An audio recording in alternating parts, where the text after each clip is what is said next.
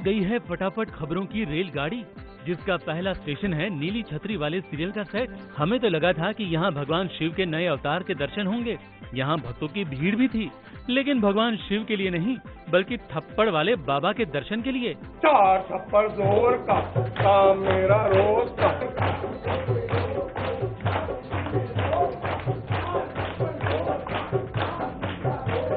बोलो थप्पड़ बाबा की।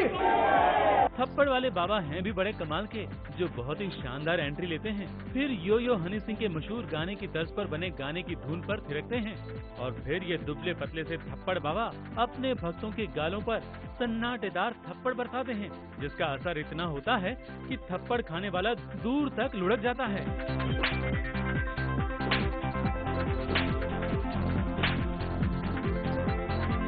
एक सैटायर है, एक चोट है उन बाबाओं पे जो आजकल बन चुके हैं बाबा और लाखों भक्त हैं उनके, और अंध भक्त हैं। एक्चुअली भक्त की बजाय ये कहना ज़्यादा ज़रूरी है, क्योंकि कुछ भी मान लेते हैं, कुछ भी हो रहा है आजकल, हम देख ही रहे हैं। चाहे कोई सी भी बाबा हो, मैं नाम नहीं लूँगा किसी के भी, बाबाओं के हालत क्या हैं, तो उसके ऊपर एक ये सैटायर है।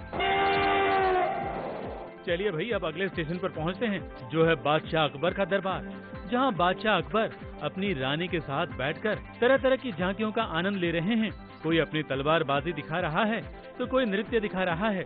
बादशाह अकबर तलवारबाजी से डर जाते हैं तो नृत्य देखकर इतने खुश हो जाते हैं कि खुद भी डांस करने लग जाते हैं।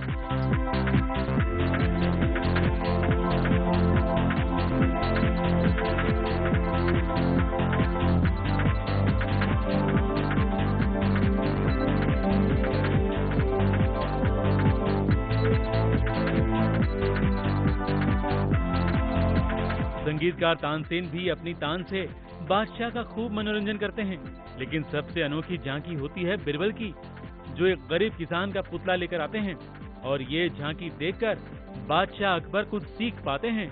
बादशाह का ये मानना है कि भाई हम अपने एंटरटेनमेंट के लिए और देखने के लिए कि लोग क्या झांकियां बनाते हैं, हम शाही खजाना खर्चा कर रहे हैं। बीरबल का ये मानना था कि ये बात गलत है कि आप अपने आप को एंटरटेन करें तो करें, लेकिन आप शाही खजाने को लुटा कर अपने ये एंटरटेनमेंट के लिए चीजें नहीं करवा सकते हैं। तो मेरे ख्याल से बात तो सही है उनकी, और यही बात का एहसास उन्होंने इस कहानी के अंत में दिलाया कि उन्होंने जो झांकी तैयार की थी वो एक गरीब आदमी की झांकी तैयार की थी, और उनका कहना था कि इसी तरह चलता रहा तो हमारे पास यही झांकी रह जाएगी दिखाने के लिए। चलिए अब आगे बढ़ते हैं और पहुंचते हैं और प्यार हो गया सीरियल के सेट पर, जहां अवनी अपनी मां भावना की देखभाल में लगी हैं, क्योंकि उनकी मां की तबीयत खराब है। वो अचानक डर जाती है, सहम जाती है। अवनी और राज की शादी का माहौल है, घर में तैयारियां भी चल रही हैं। इस बीच भावना की बिगड़ी हुई तबीयत ने अवनी को परेशान कर दिया है।